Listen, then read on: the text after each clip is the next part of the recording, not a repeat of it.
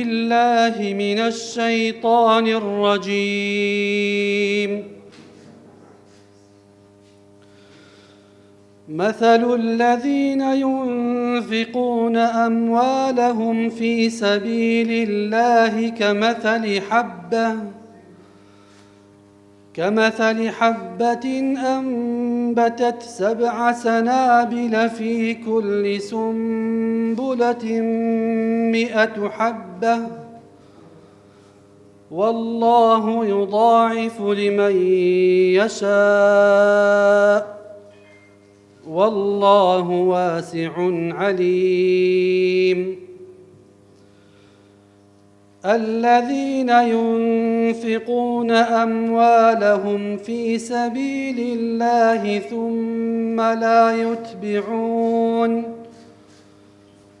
ثم لا يتبعون ما أنفقوا منا ولا أذى لهم أجرهم عند ربهم ولا خوف عليهم ولا هم يحزنون. بنای خوای بخشنده و مهربان، مامۆسایانی بەڕێز و قەدرگران، برایانی ئەنجومەنی باڵا و سەرکردایەتی، سەرۆک عەشرەتەکان، پیاماقوڵان، هەر برا خوشکێک بە جۆرە و پێگە و مەکانەتی خۆی بە بۆنەی کردنەوەی کۆمەڵگەی پزیشکی بەخشینەوە زۆر بە خێراتنتانەکەین، بە خێربێن سەرچاوم داواکەین لە خوای تەبارەک و تەعالا ئەو هاتنەی ئێوەش بەشێک بێ لەو خێرە نەبڕاوەی کەوا ئەلێرەوە خەڵکێک ئیسفادەی لێ ئەکا، خەڵکێک بەڕاستی زۆر چاوی لەوە بوو لە کەرکووکە هاوشێوەی شاری سلێمانی و شار و قەزاکانی کوردستان کۆمەڵگای پزیشکی بەخشین لێرەش بکرێتەوە. دیارە خۆتان ئەزانن دەستگای خێرخوازی بەخشین هەر لە بواری تەندروستیە کار ناکە. دەستگای خێرخوازی بەخشین لە کۆمەڵێک بوار کارەکە، لە کۆمەڵێک قەزا و ناحیە و شار و شارۆچکانی کوردستانە. سپاس بۆ خوای تەبارەک و تەعالا دەستی خێریان گەیاندوتە ئەوێ هەر لە دابینکردنی موچەی مانگانەی باوکانەوە، هەر لە کڕینی پۆشاک بە تایبەتی لە مناسەبەکان، بۆ نمونە کە کاتێک جەژنەکان دێ، جەژنی ڕەمەزان، جەژنی قوربان، خۆمان ئاگادارین بە تایبەتی لە کاتی کردنەوەی دەرگای قوتابخانەکان کۆمەڵێکی خەڵکی زۆر بە تایبەتی ئەوانەی هەژار و بێباوکن ئەمان پۆشاکیان بۆ دابینەکەن، هەر لە دابینکردنی خۆراک بۆ ئەو خێزانانەی کەوا هەژارن. بەڵام من پێم خۆشە ئەلێرەوە ئێستا لەگەڵ جەنابی مامۆستایانیش باسم کرد، ئەوە بە بیری خۆمان بێنینەوە. دیارە ئەم دەستگا خێرخوازیە گەورە و زەبەلاحە خوای گەورە لێیان قبوڵ کە سەرەتاکەی لە کەرکووک بوو. ئێمە لە کەرکووک ئەو جەنابی مامۆستا عەزەدین خۆی لێرەیە، کۆمەڵێک لە مامۆستایان لێرە بەرنامەیەکمان دانا، کاتی خۆی ناومان نابوو چاوی بەزەی. دواتر ئەو ستافە چوونە سلێمانی، دواتر ئیسفادەیان لەو تەجروبەی کەرکووک کرد، بەڵام ئەلحەمدولیلا خێرەکەەوە گەڕایەوە بۆ خۆمان. سوپاس بۆ خوای تەبارەک و تەعالا. ئومێد دەکەین کە ئەوانەی کە خوای تەبارەک و تەعالا دەرگای خێری لیان کردوتەوە خوا پێداون دەستی یارمەتی و دەستی سەدەقات و خێر بۆ ئەم جۆرە کۆمەڵگایانە پێشکەشکەن و دوعای خێرمان هەیە بۆ ئەوانەی کە بەڕاستی یارمەتی دەربوون کە ئێمە گەیشتنە ئەم ئاستەی کە ئیمڕۆ ئیفتتاح و کرانەوەی ئەم کۆمەڵگایە ڕاگەیەنین. و خۆتان ئەزانن خەڵکێک کە دەستی کورت بێ و هەژار بێ هەر بۆ خۆی ئەوە زەکات و سەرفترەی پێ ئەشێ. ئەنجا ئەگەر بێت و کەسێک دەستی کورت بێ و هەژار بێ و نەخۆشش بێ، هیچ دەرگایەک نییە لێی بدا ئیلا دەرگای ئەم جۆرە کۆمەڵگایانە نەبێ کە ئومێد دەکەین ئەلێرە خوای تەبارەک و تەعالا بیکاتە دەرگایەکی خێر و خزمەتێکی گەورە بۆ خەڵکی شاری کەرکووک بە تایبەتی تر بۆ نەخۆشەکان، ئەو نەخۆشانەی کەوا هەژارن. دوعای خێرمان هەیە بۆ ئەو برایانەی کەوا ماندوو بوون، ئاگادارین بەڕاستی ئەوە چەندین مانگە هیلاکن دێن ئەڕۆن ئیجازەی بۆ وەرەگرن، ڕوخسەت لە دکتۆرەکان وەرەگرن. خی تەبارەک تەعالە لە هەموو لایەکی قبولکە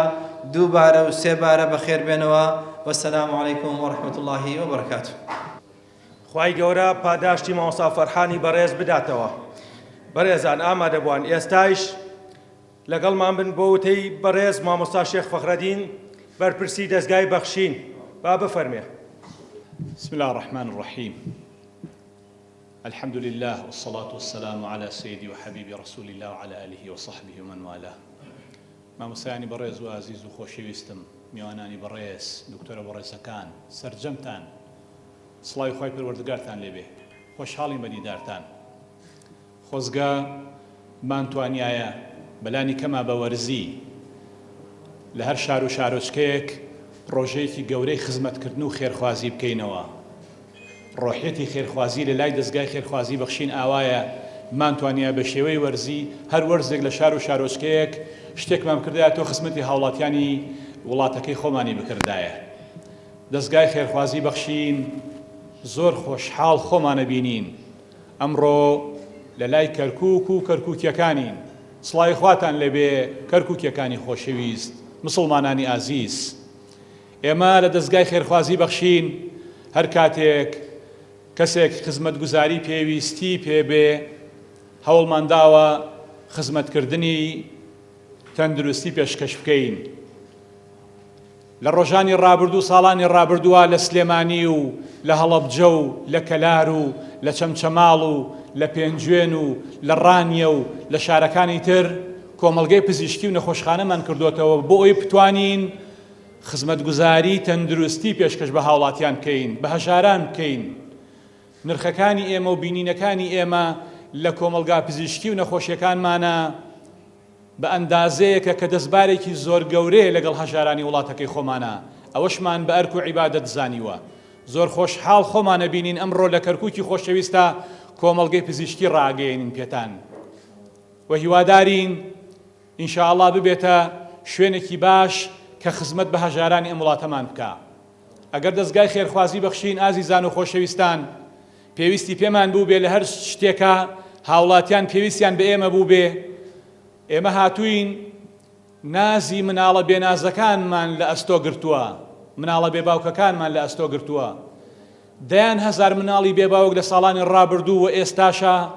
لە خزمەتگوزاریەکانی ئێمە لە موچە و پێداویستەکانی ژیانیان سوودمەند بوون و شانازی پێوە ئەکەین بەتەمان لە لای خوا سبحانه وتعالى ئەنا وەکافل اليەتیمی فی الجەنەة کەهاتەین بەتەمان ئینشاءڵڵا لە لای خوا ئەجر و پاداشی لێ وەربگرین وەکو چۆن بە ئەرکێکی دینیە زانین، بە ئەرکێکی نەتەوەی و نیشتمانیشە زانین بەرامبەر بە مناڵانی بێباوک، مناڵانی هەژار لە وڵاتەکەی خۆمانە خزمەت بکەین. کاتێک کە خاوەن پێداویستی تایبەت، خاوەن پێداویستی تایبەتەکان بە شێواز و جۆری جۆرا و جۆریانەوە پێویستیان بە ئێمە بوو بێ، سپاس بۆخوا ئێمە توانیومانە خزمەت بە هەزاران هەزار لەوانش بکەین. کاتێک مناسبەتەکانی جەژن و هەروەها ڕەمەزان و هەر کاتێکی تر پێویست بوو بێ دەستگای خێرخوازی بەخشین دەستی واڵا بووە لە سەبەتەی خۆراک و هاوکاری بۆ نەخۆشی درێژخایەنەکان و باقی ئەو بابەتانەی تر کە وەکو ئەرکێکی دینی خسومانەتە سەرشانی خۆمان ڕۆڵی گەورەمان تیا گێڕاوە. دەستگای خێرخوازی بەخشین خۆشەویستانم ئازیزانم هەر ئەوە نییە لە هەرێمی کوردستان دابوو بێ و خزمەتی پێشکەش کرد بێ. سپاسی خوا کەم کە سنوورەکانیشمان بڕیوە. کاتێک کە لە کوردستانی تورکیا و سووریا زەمین لەرزەیەک لەوێ ئەدا دەستگای خێرخوازی بەخشین ئامادەیە ئەچێتە ئەوێ دوای ئەوەی کەمپین ڕاگەیەنێت بەدەستی خۆمان بە تیمی دڵسۆزی دەستگای خێرخوازی بەخشین. سپاس بۆ خوا توانیمان هاوکاری لە زیاتر لە 72,000 خانەوادە لە تورکیا و لە سووریا سوودیان پێ بگەێنین لە حاڵێکە کە لە هەولێری خۆشەویستدا لە ساڵی ڕابردووە ببورن لە ئەم ساڵا لە سەرەتای ئەم ساڵدا لافاو ڕووەکاتە ئەو پایتەختە خۆشەویستەمان دەستگای خێرخوازی بەخشین توانی هاوکاریە بکە کە زۆر جێگەی تەقدیری هاوڵاتیان و زەرمەندان بوو لەوێ کە جێدەستمان زۆر دیار بوو.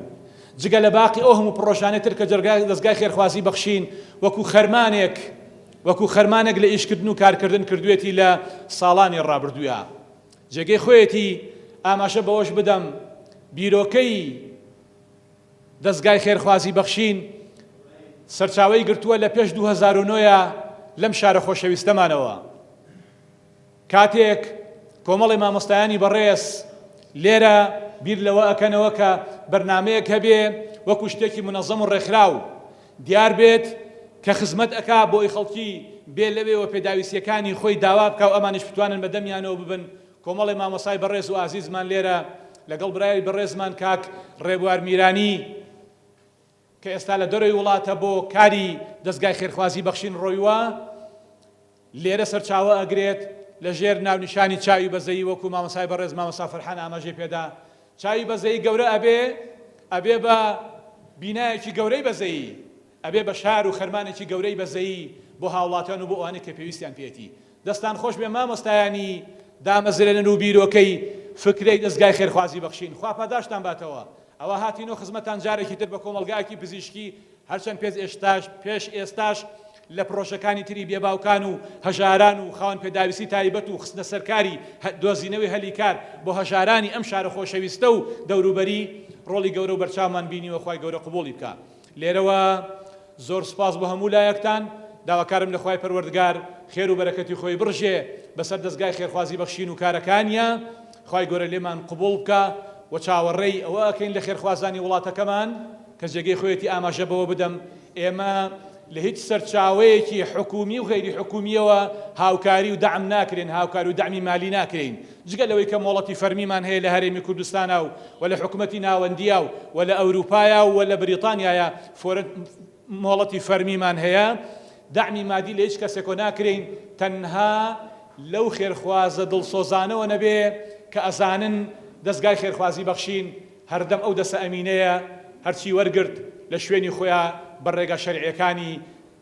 دابەشی دەکا و تەوزیعی دەکا بەسەر ئەو کەسانێک کە پێویستیان پێێتی خوای گەورە بەرەکەت بڕژێ بەسەر هەموو لایەک و کاری هەموو لایەکمانە پیرۆزباییتان لێ یەکەم لەکردنەوەی کۆمەڵگەی پزیشکی کەرکووک هیوادی تەندروستیەکی باشتان بۆ خوازم هاوڵاتیانی خۆشەویستی کەرکووک و ئەوەش بە ئێمە بکرێت لەم کۆمەلگا لە خزمەتانە بین والسلام عليكم ورحمة الله وبركاته بەناوی خوای بەخشندە و میهرەبان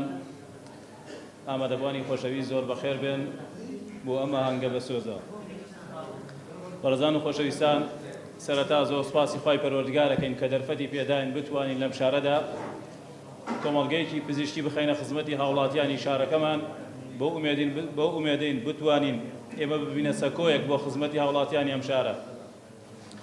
هەرچەندە ئەمە ئومێدمان وایە وەکو کۆمەڵگەی پزیشکی بەخشین هیچ کەسێک پێویستی بە ئێمە نەبێت چونکە ئێمە ئاواتمانەوە نییە خەڵک نەخۆش بکەوێ و بێتەوە لای ئێمە چارەسەر وەربگرێت بەڵام هەر کاتێک کەسێک خەڵکێک دەردەدارێک هەژارێک نەدارێک پێویستی بە ئێمە بێ ئێمە ئەو سەکۆیین کە لە خزمەتی هاوڵاتیان و خۆشەویستانی ئەم شارە بین دیارە لێرەوە ئەمەوێ بە بەڕێستان بڵا بگەێنم کە کۆمەڵگەی پزیشکی بەخشین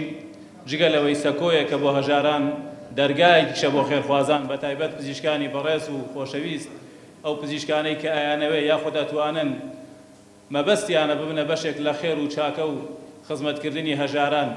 بتوانن لێرەوە لەم کۆمەلگایەوە خزمەتێک بە هەژاران بکەن ئەوان چۆن بیانەوێ ئێمە بەو شێوەیە لە خزمەتیان ناین و دەرگامان ئاوەڵایە بۆیان بەڕێزان و خۆشەویستان دیارە کۆمەلگەی پزیشکی بەخشین لە کەرکووک لە چەند بەشێک بێک هاتووە ئەم بەشەی کە ئێستا جەنابتانی تیا ئامادەن بریتێ لە عیادەکانیان کلینیکی پزیشکەکان چەند پزیشکێکی پسپۆڕمان هەیە هەر کەسە و بەپێی توانا و کات و بۆ گونجانی خۆی لێرە خزمەت بە هەژارانەکات هەروەها بەشی کلینیکی دانمان هەیە کە ئەکەوێتە پشتی ئێرەوە